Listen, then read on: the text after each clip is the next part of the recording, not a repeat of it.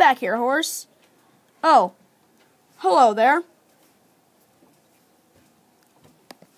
Hi, I am Ulysses Grant, the 18th President of the United States, and I'm going to tell you about a few facts of my life. I was born on April 27th, 1822 at Point Pleasant. I loved to ride horses and travel, so I broke in horses for farmers and traded horses all over the U.S. When I had time, I also helped in the stables. Jesse Grant, my father, was very proud but outspoken. He worked at a tannery to support me, my 7 siblings, and my mother. My mother was Hannah Grant, and although she was shy, she was very religious. My K through 12 years were not easy because the students in the one-room schoolhouse I attended, the ages ranged from 5 years old to 20 years old. Thankfully, at the age of 15, I went to attend a private boarding school. I went to West Point College, not because I wanted to join the military, but because it was free. Even though I didn't like a military life, I did well despite all of my doubts. My jobs were dangerous. After I graduated West Point, I went to a fort. After a while, the Mexican-American War started, and I served as an Army captain in this war. I stormed Mexico City with Captain Robert E. Lee, who I would later fight in the Civil War, and afterward I won many other battles. Besides being a captain, I also served as a quartermaster. A quartermaster makes sure there are always food, artillery, and ammunition on hand.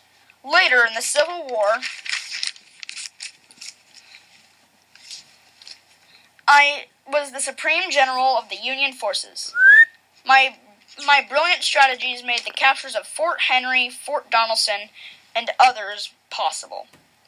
I also beat Confederate forces in many areas who were commanded by no other than my former ally, Robert E. Lee. My wife was Julia Dent, and she was born in 1827. We met when she was 17 years old, and like me, she also liked to ride horses. She married me on August 22nd, 1848, and may have saved my life by not letting me go to Ford Theater the night Abraham Lincoln was assassinated. Okay. My oldest son, Jesse R. Grant, was nominated as a Democrat for president in 1908. Ulysses S. Grant Jr., another one of my sons, was nicknamed Buck. He was the only Grant son that was successful in business by operating the U.S. Grant Hotel in San Diego, California. Oh, no. My only daughter was Nellie R. Grant. She was my favorite child, but she disappointed me by marrying an Englishman and had her children in England. After I died, she divorced the Englishman and moved back to the U.S. The youngest Grant child was Frederick Grant. Even though he struggled at West Point and it took him 5 years to graduate, he still became a major general in the military. Sadly, he died of the same cancer that claimed me, throat cancer.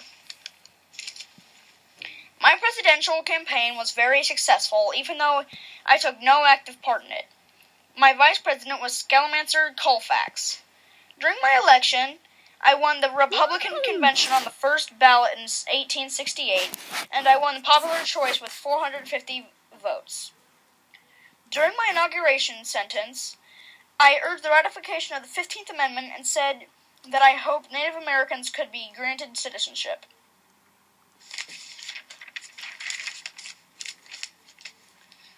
Grandpa Dent, the grandpa of Julia, walked around the White House shouting about Yankees and radical Republicans.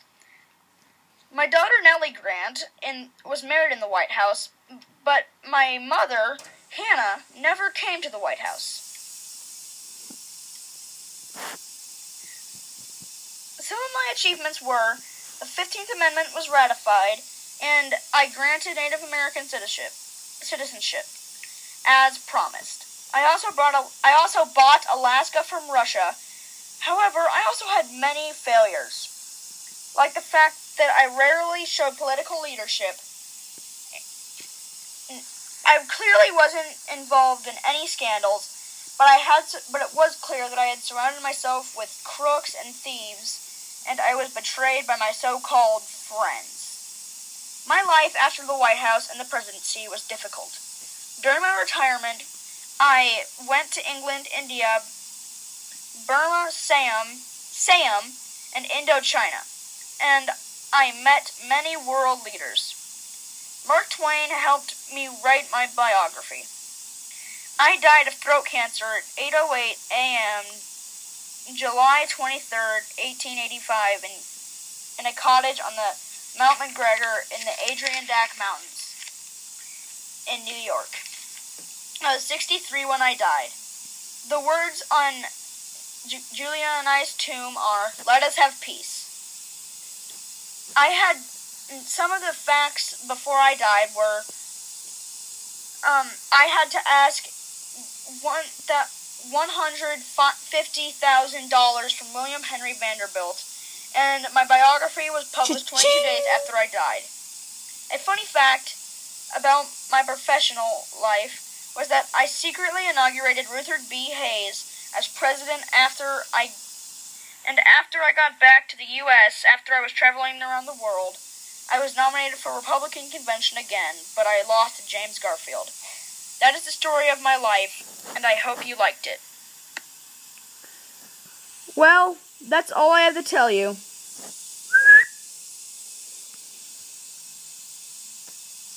Let's go. Bye.